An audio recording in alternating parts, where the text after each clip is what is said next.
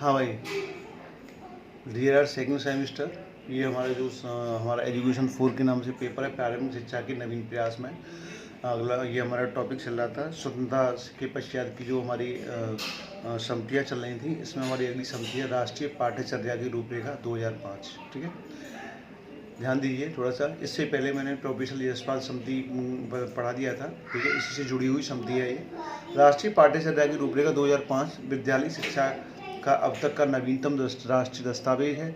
इसमें अंतर्राष्ट्रीय स्तर के शिक्षाविदों, वैज्ञानिकों, विषय विशेषज्ञों तथा अध्यापकों ने मिलकर तैयार किया है। ठीक है, प्रोफेसर यशपाल की अध्यक्षता में एक राष्ट्रीय संचालन समिति और 21 राष्ट्रीय फोकस समूहों का गठन किया गया। इस समूहों के माध्यम से राष्ट्रीय संचालन समिति ने राष्ट्रीय पाठ्यचर्या की रूपरेखा 2005 नामक दस्तावेज प्रस्तुत किया, जिसमें 5 अध्याय हैं। ठीक है भाई, कौन कौन से 5 अध्याय हैं, ध्यान से सुनिए थोड़ा सा इनको।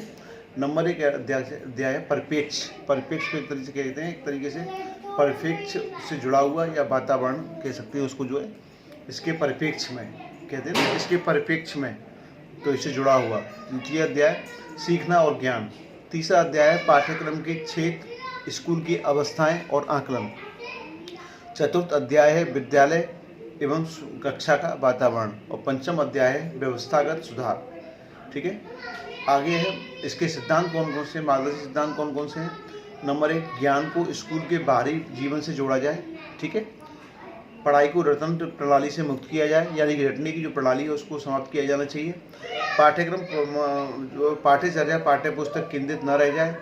और नंबर 4 कक्षा कक्ष को गतिविधियों से जोड़ा जाए। और नंबर 5 है राष्ट्रीय मूल्यों के प्रति आस्थावान विद्यार्थी तैयार हों। ठीक है, राष्ट्रीय मूल्यों के प्रति आस्थावान विद्यार्थी तैयार हों। ठीक है, ये इसके सिद्धांत हैं। अगला आता है इसी में अंतर्गत हमारा इसके सुझाव कौन कौन से हैं।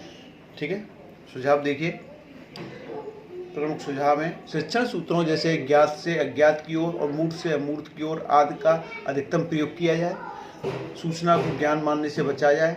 नंबर 3 विशाल पाठ्यक्रम और मोटी किताबें शिक्षा प्रणाली का सफलता के प्रतीक होती हैं। नंबर 4 मूल्यों को उपदेश देकर नहीं वरन वातावरण देकर स्थापित किया जाए।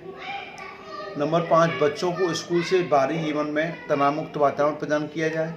सह शैक्षिक गतिविधियों में बच्चों के अभिभावकों को भी जोड़ा जाए।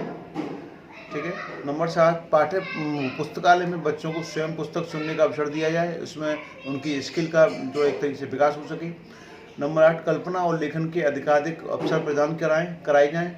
नंबर 9 सजा और पुरस्कार की भावना को सीमित रूप में प्रयोग किया, यानी कि दोनों ही जो है सजा है या हमारी पुरस्कार है, दोनों ही जो है चीज़ों को एक सीमित रूप में स्वीकार के वो जो एक तरीके प्रयोग किया जाना चाहिए।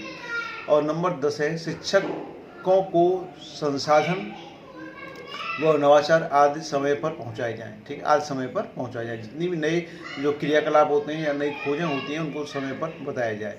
ठीक है, राष्ट्रीय पाठ्यचर्या की रूपरेखा 2005 के अध्याय 3 में स्कूली पाठ्यक्रम के 4 सुपरिचित क्षेत्रों भाषा, गणित, विज्ञान और सामाजिक विज्ञान में महत्वपूर्ण परिवर्तनों को सुझाव दिया गया है, जो निम्नलिखित है। सबसे पहले भाषा। त्रिभाषा फॉर्मूले को पुनः लागू करने की जरूरत है, यानी कि बच्चों को कम से कम जो 3 भाषाएं पढ़ाई जाएँ।